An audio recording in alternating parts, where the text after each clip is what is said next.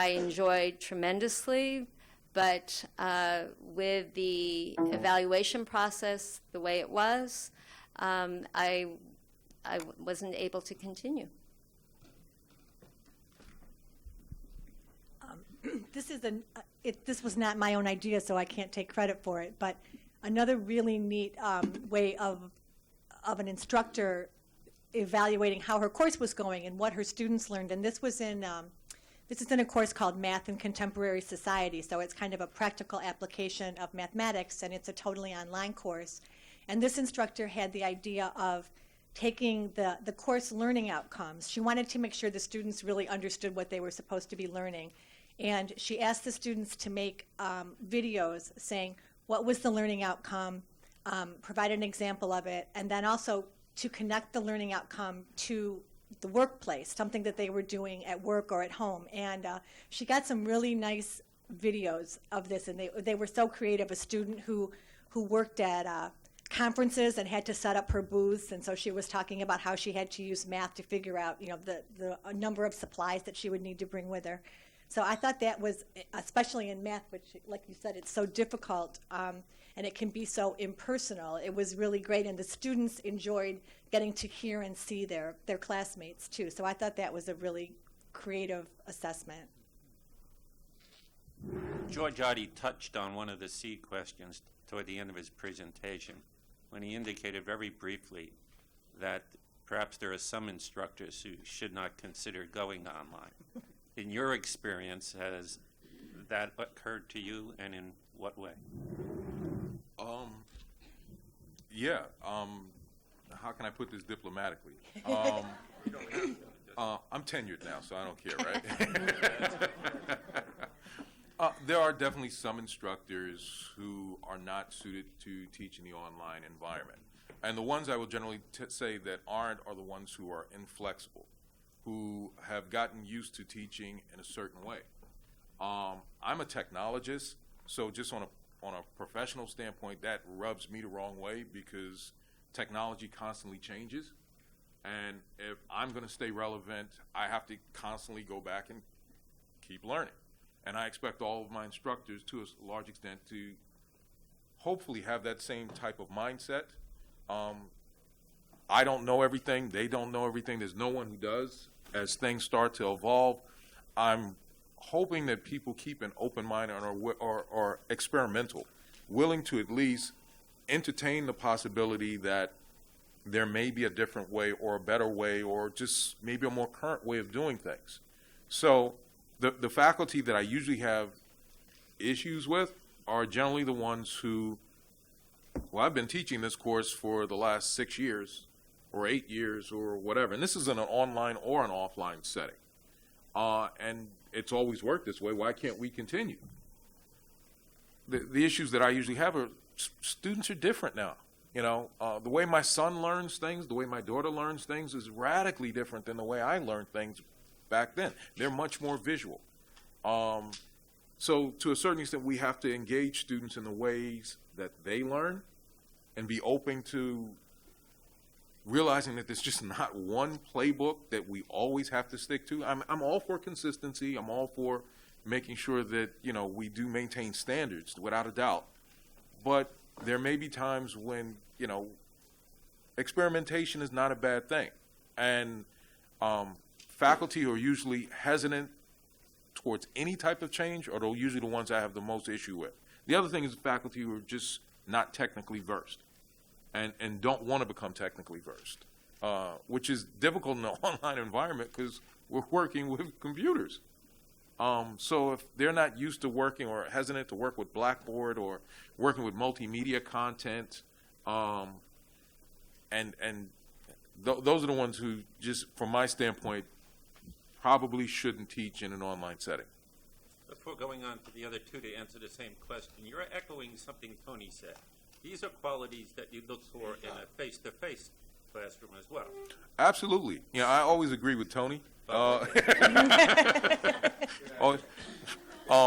absolutely, a lot of the online environment, at least from my personal standpoint, is the qualities I look for for in a faculty who's teaching in a traditional classroom setting isn't that radically different than what I look for in an online and vice versa. I want faculty who are engaged, who are excited about teaching, who are experimental, willing to take risks, who are not slaves to structure and to, a certain pedagogy, just, willing to step out of the box. And I think in my own practice, either online or in the classroom, that's one of the things I try to bring is I try to reach the students in whatever avenue, whatever venue that they can be reached at. And I try not to hold just to, this is the way I always did things, this is the way my mom did things, you're going to do those things as well. Well, I want to say with my experience is that I was a pioneer with online education. At BMCC, we were pioneers within CUNY. And with that, I think that came with some of these issues of adoption of innovation. And I think some of the administrators, were using tools that were aligned with adoption of courses, but not realizing that online courses was a different entity in itself. So administrators had to understand this, but since it was pretty new when we were starting online courses, they didn't have the experience and background. I'm hoping by now, I'm no longer teaching online because of the conflict of the attrition issue, but I'm hoping now administrators understand the issues of innovation, adoption rates, and the challenges that students have in terms of interfacing with online courses, and to acknowledge the professors, acknowledge the teachers that have had long-term experience with this, and realizing that we get a new group of students every semester.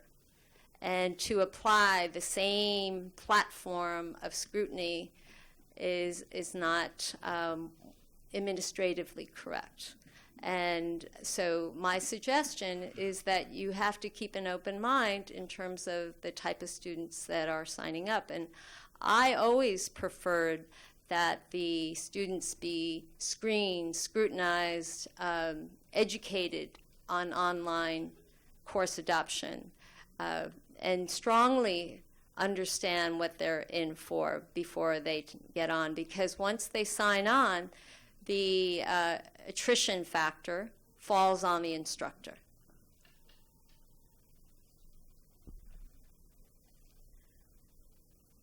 If you don't want to answer that one, I've got another one that Shirley just got into. The only people who don't want to teach online shouldn't teach online. That's what I think about that. Okay, so then we get into what Shirley just brought up about students. Students sometimes make foolish choices, just like their instructors do. And we're supposed to advise them, thinking we're wiser than they are. What sort of students would you advise, perhaps the online mode, and more the totally online rather than partially online, might not at this point in their academic career be suitable to them, that you would think they're not likely to do that well? Well, that answer is very easy for me. There's an added level of commitment for an online student because they're extremely visible. And we have some students on site that may miss some classes, and then they have a certain absentee acceptance rate that you're allowed. And if we were to apply that online, then obviously we have the same factors as to whether your attendance was there. And your attendance is clearly quantified on an online course. So it doesn't fall on the instructor to validate that the attendance or the participation wasn't there.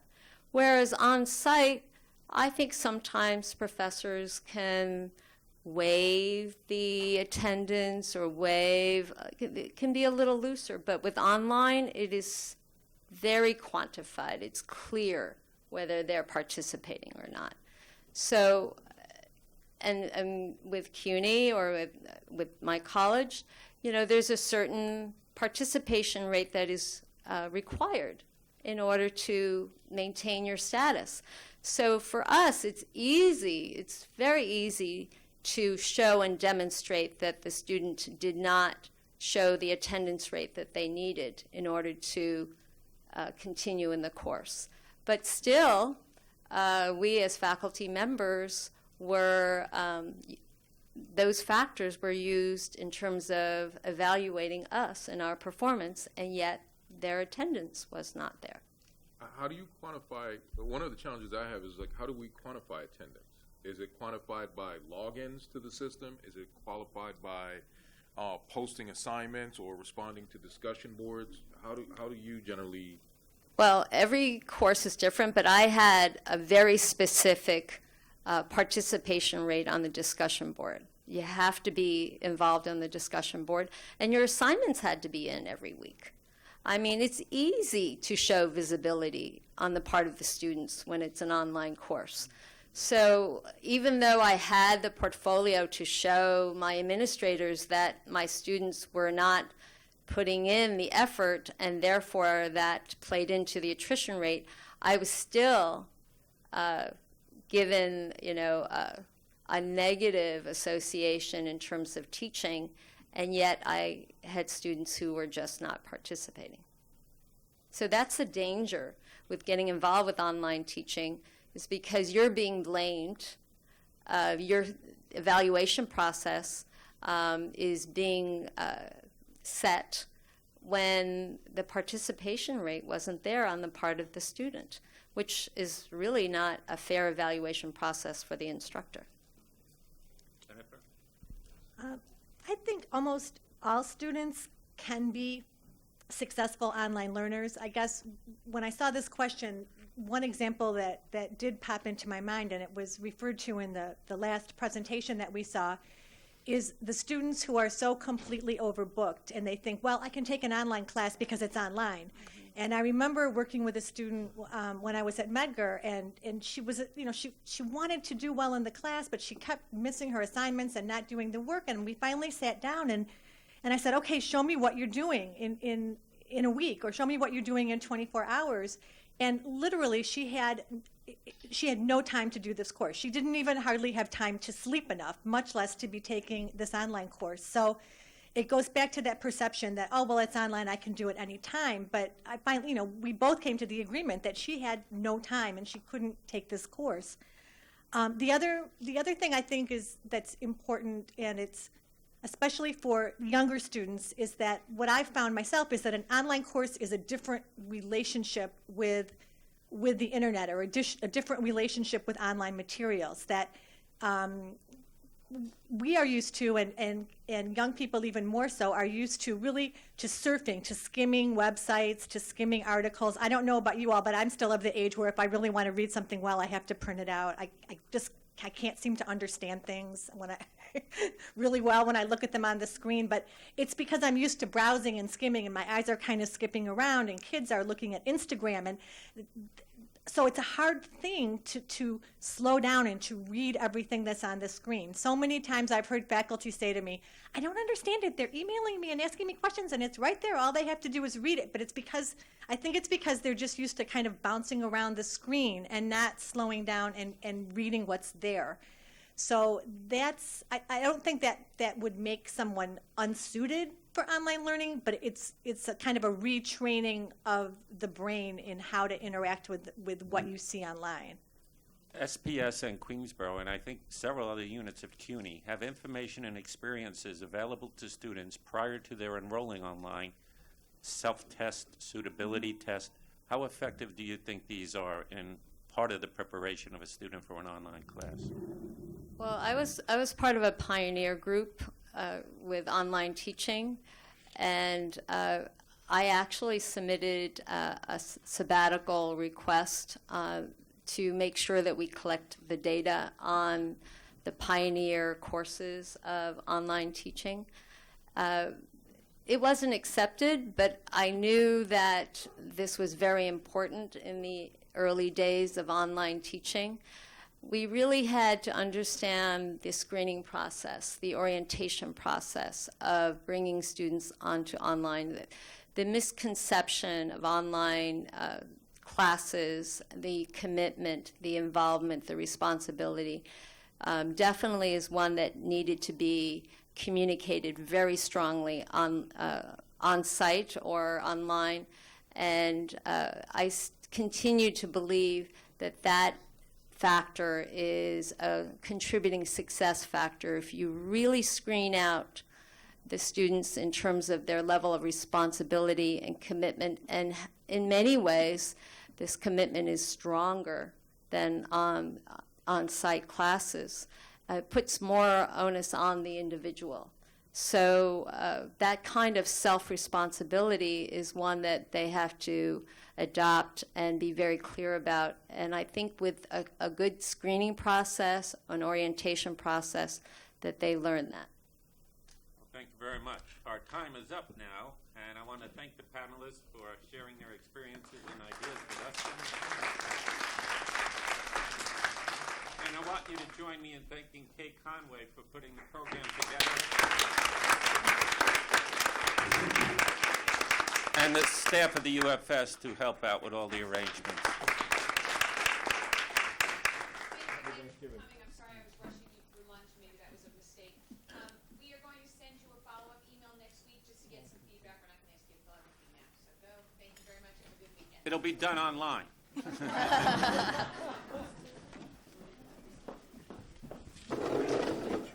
Did it all make sense? Yes, it did. Oh, good, good.